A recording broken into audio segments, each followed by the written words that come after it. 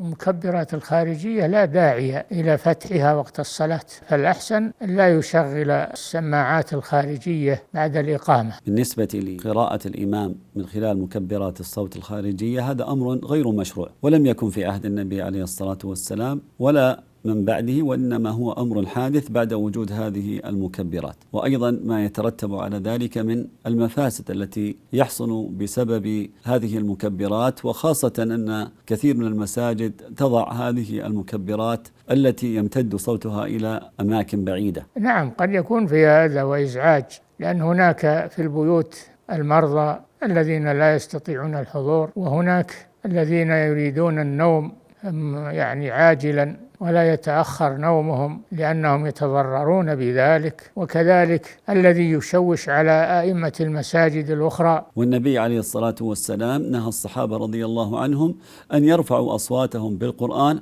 ويجهروا بالقراءة على بعضهم بعض، فكذلك إذا رفع الإمام أيضا صوته من خلال مكبرات الصوت أثناء الصلاة، فإن الأصوات تتداخل بين المساجد، وهذا ما يحصل، فيصلي هذا ويصلي هذا فيسمع الآخر صوته للمسجد الآخر، وهذا لا شك أنه فيه تداخل للأصوات وكذلك تشويش على المصلين. فتح صوت الميكروفون على أعلى صوت هذا مما فيه أضرار على الناس. وقد أصدرت وزارة الشؤون الإسلامية والأوقاف قرارا حكيما فيما يتعلق في هذه المسألة، وهو أن يرفع الأذان وأيضا كذلك الإقامة، ثم تغلق هذه المكبرات ولا تفتح أثناء قراءة القرآن أو قراءة الإمام أثناء الصلاة. فلا شك أن هذا القرار مبني على أمور شرعية مهمة، وهي متعلقة بما ذكرنا. أيضا ما يتعلق بمكبرات الصوت داخل المسجد، الحقيقة أن هناك مبالغة كبيرة من كثير من القائمين على هذه المساجد بوضع هذه المكبرات، وأيضا